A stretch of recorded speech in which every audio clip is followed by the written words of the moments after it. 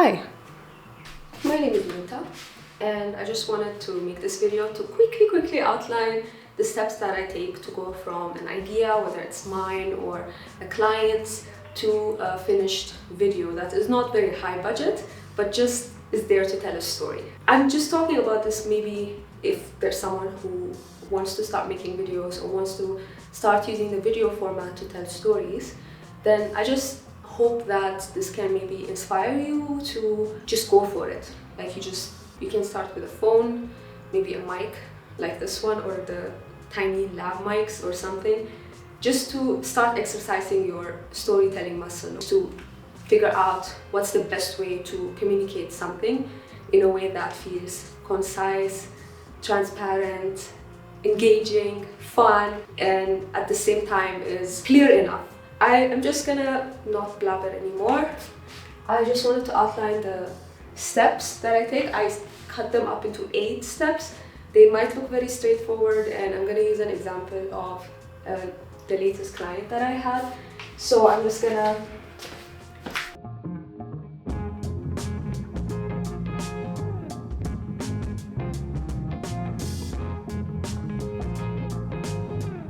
and these are the very basic steps that I take, just shortened, to make a video.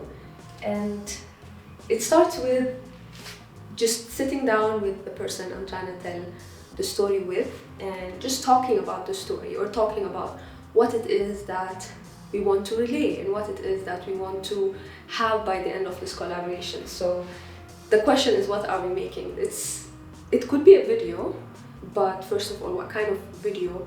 Can it be maybe a podcast instead? Can it maybe be better served being as an article or as a slideshow or something silly like this?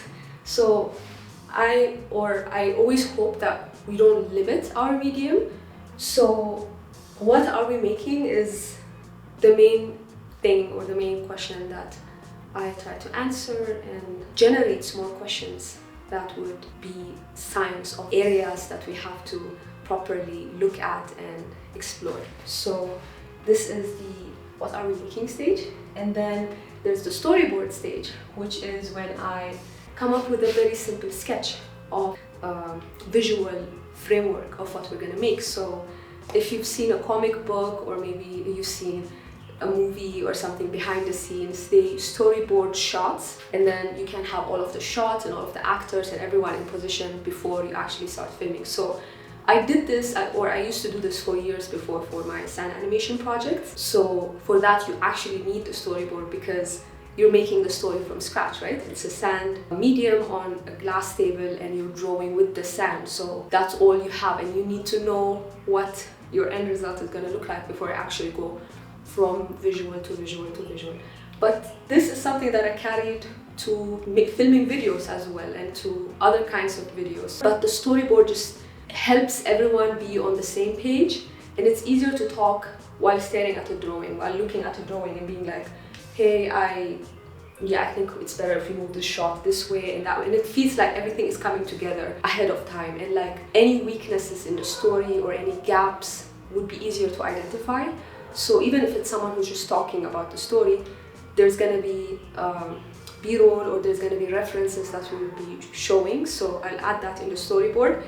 With the latest client I had, which is the example I've been using, I made a storyboard, but we didn't end up following it all the way through. We changed a lot of things based on his script, because he had a script ready, and we revised the script together, and we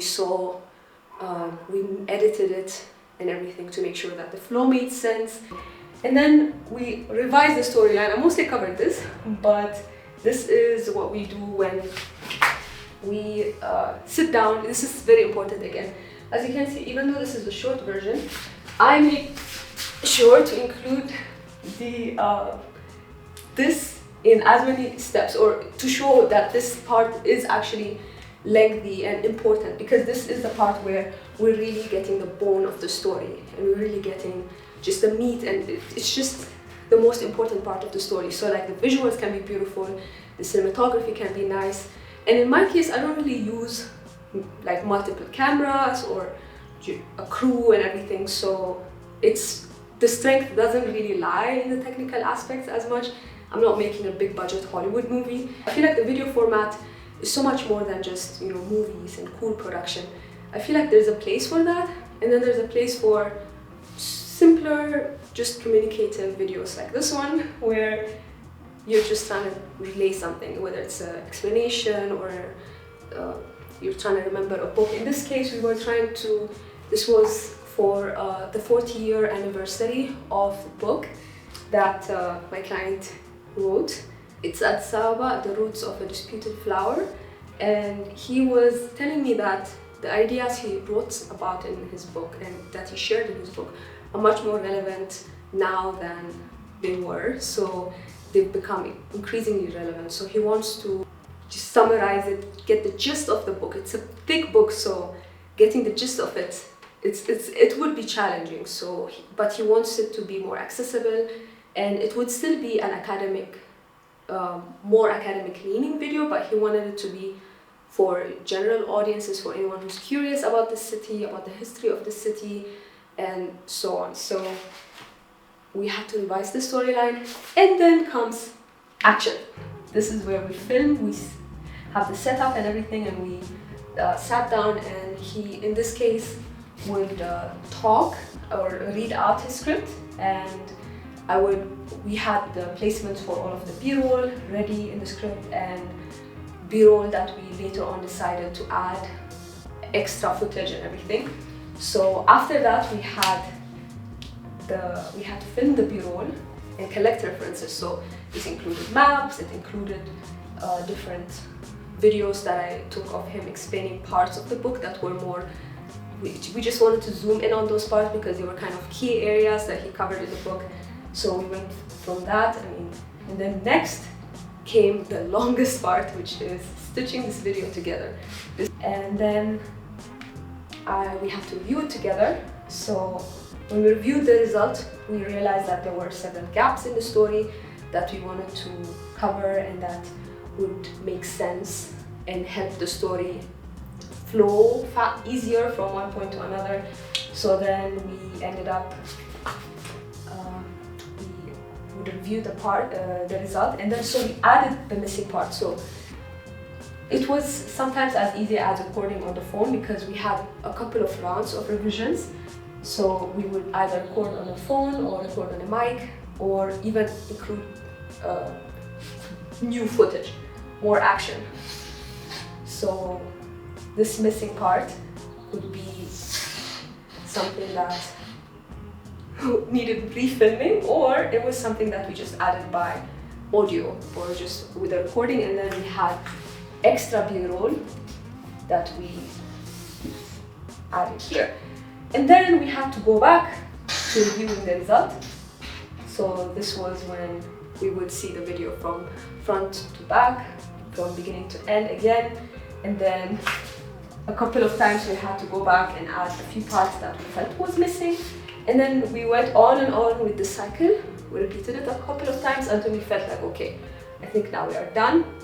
And by the end result, the video that we ended up with was quite different from the storyline. But it wasn't something that we had to stick to, and we had to just follow more than anything. For us, it was mostly the book.